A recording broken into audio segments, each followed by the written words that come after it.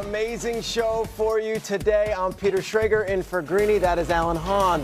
Alan Hahn with the collar. You're just unbutton one more button like Richard Jefferson. It's like John Travolta. He looks fantastic. Give the ladies what they want. Where's RJ? You got nothing on We me. got Wendy also looking good. We've got Joe. We've got Jay. We've also got a great football crew, and PK Subban will join us shortly.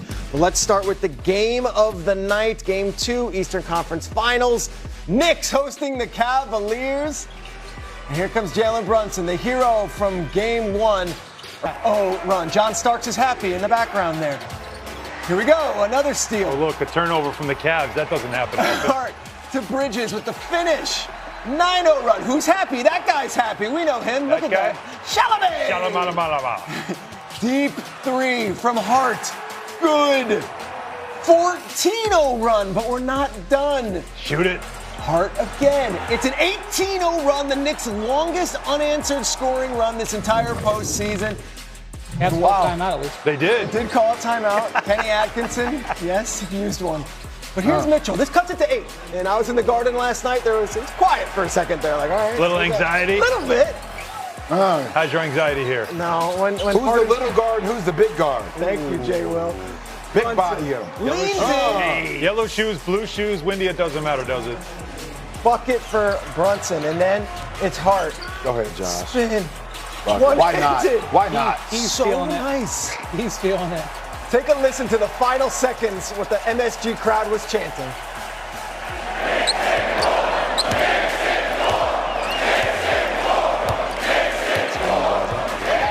Knicks in four. Max Strus, you fouled out. Knicks win 109-93. Let's hear from Josh Hart and then from Karl Anthony Towns. This place is special. You get into that mode. You see the ball go in a couple of times. For me, I just kind of black out and I just play the game like I'm a little kid in the park and like I've been doing it for years. And I just kind of have fun with it. In our minds, it's 0-0. You know, we got to win the next game. It's the most important game of the year. And that's how we treat it. You know, we're hungry for the opportunity to go out there and play basketball at the highest level. But we also understand that, you know, you can never be satisfied in these positions and in the playoffs. So the mindset's going to continue to be 0-0 every single time we step on that court. All right, well, Kat says it might be 0-0, but the numbers tell us otherwise. It might be 100-0 based on how historic New York is playing right now. They haven't lost a game since April 23rd. Their 9-game playoff win streak extends the longest streak in franchise history. And during the streak, they have a point differential of plus 212, which is the best by any team in a 9-year span of regular season or playoffs basketball. They were dominant in the second half last night. Brian Windhorst, your biggest takeaway from last evening's victory? This is a certified powerhouse. This is a powerhouse team. This is an all-time great Knicks team, okay? They've won 10-2 in the playoffs. Both losses are by a point. They came down to the final possession. They have routinely beat teams, as you can see by the 212 number, by double digits. In the last series, Karl Towns was their offensive hub. This series, the matchup's called different. They just shift to Brunson, and he's powering them through. Last night, 14 assists. The Cavs threw a certain defense at them. In Game 1, okay, Josh Hart's not hitting shots. Plug it in. Go to the small lineup. Bam. Last night, Josh Hart's making shots. Wham. This is what championship-level teams do. They hit you with different things. They handle different teams. They beat the snot out of the opposition.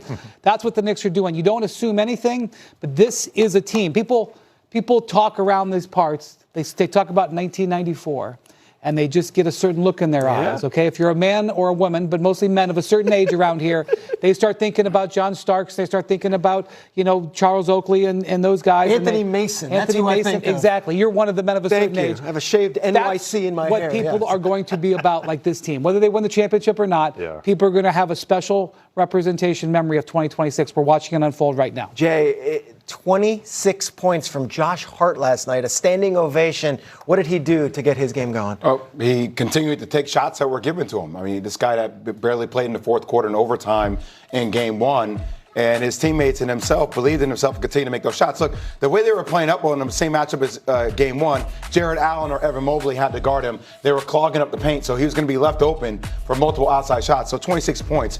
But guys, let's call this what it is. It's been a great shooting performance by the Knicks. This is who the Knicks are. They're quick to rotations defensively. They play extremely well.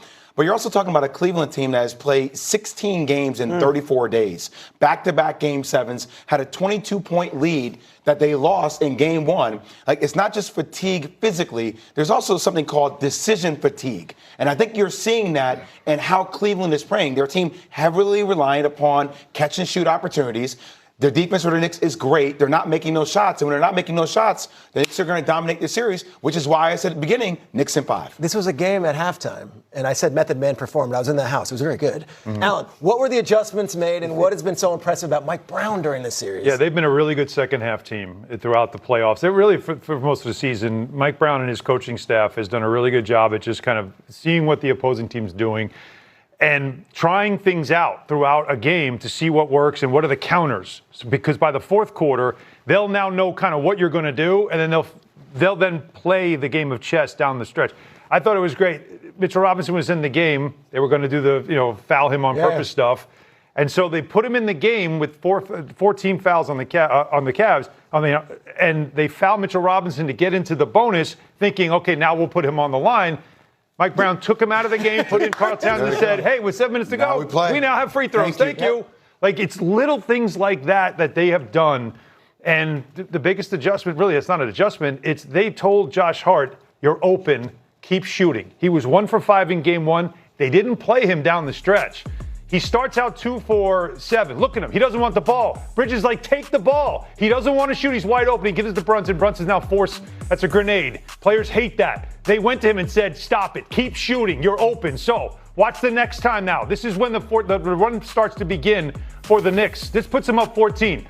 He takes a second, sets his feet, knocks it down. The crowd goes crazy. Later in this run, how do you get to 18-0? This is how. No hesitation. Catch, shoot, finish. Jalen Brunson said, I'm going to keep throwing you the ball. You're going to make shots. He ended up at that point 5 for 10. So you go from 2 from 7 to 5 for 10. Your confidence builds. The crowd's chanting your name. And now all of a sudden, the guy who thought, I can't shoot the ball, I'm hurting my team, now was effervescing with confidence because his teammates said, we're not giving up on you. Can we just make the quick point that championship teams, like Wendy said earlier, win in a variety of ways. So, first series, it was about the way the offense really unlocked with Karl Anthony Towns. Game 1, we talk about how they change up the speed of the pitch. It becomes Jalen Brunson 1v1 basketball. In this game, Mikal Bridges, Josh Hart carried a load in the first half, but also Brunson, his ability to pass the ball and make people around him better. I know Wendy's impact on the game defensively and offensively is colossal because he's 7'4". But I don't know if there's anybody else in the playoffs that's making as much impact on their team from a leadership perspective and on the court performance than Jalen Brunson right now at 6'2.5". It's a great and that's being lenient from somebody who was labeled as 6'3", who's really 6'1.5", because me and Brunson are the same. Yeah. Wendy, the garden of it all. Like, you're in the house. I was there last night. You were there, Alan. Like, it just feels like once they get going, it was an avalanche again in the second half. Yeah, the Cavs hung close in the first half. Their strategy wasn't terrible. By the way, they were leaving Hart open on purpose. Yes, just in case you didn't know that. Intentionally, Yeah, that was a strategy decision. Yeah. And, in the first half, they're down 4. They score the first 4 points of the second half. The game's tied. The Cavs are like, you know what? Things are going good here. We're going to steal this one. But the Knicks are relentless. They have a lot of different ways. You look at this team, they check so many boxes. They have a superstar. They have big men. They have wings that can defend and shoot. They have guys that come off the bench that can score. Really, it's just a matter of choosing which gear works. And right now, the Cavs cannot match them. I do think Cleveland will be more formidable in Cleveland. Their bench was 1 of 15 on three-point shooting last night. They generated plenty of their own open looks. They just didn't make. But to beat the Knicks, and especially the concept that you now have to beat the Knicks 4 out of 5, is a very, very tall order. Yeah, but where's Evan Mobley at?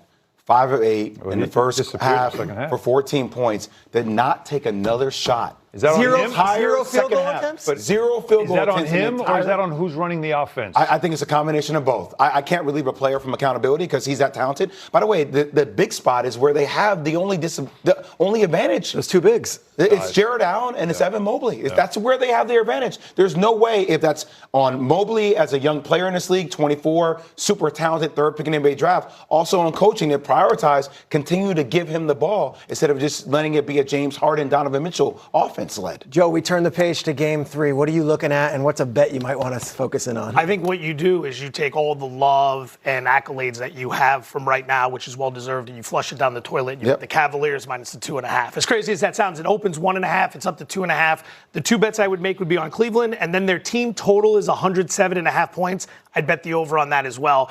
They stink on the road. They've showed us that this entire postseason. Windy just hit on it. They're 2-7 straight up, 2-7 against the spread, scoring 104 points per game. At home, they're 6-1, scoring 114 points per game. The bench will come alive. We know the role players play better at home. I'd be betting on Cleveland. I'd be betting their team total. I would just make this point on game 3. New York City is alive right now. It's Memorial Day weekend. There's some folks with some disposable income who want to be a part of this run. How much are flights to Cleveland? Not that expensive, and it's not that far away. Wendy, I know you know that market pretty well, but could this be a Knicks invasion in Cleveland, or will those fans roll out and make sure it's not what it was in Philadelphia?